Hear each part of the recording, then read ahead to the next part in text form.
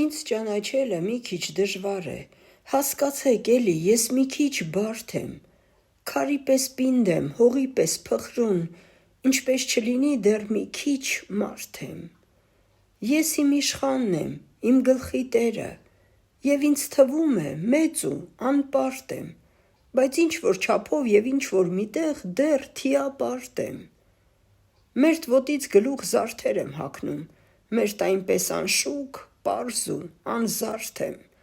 մերթ քար ու քարափ, մերթ վայրի խոպան, մերթ կանաչ անտառ ու ցանած արտ եմ, հավիտենության լծորդն եմ անդուլ, բայց և կարճատև մի ակնթարթ եմ,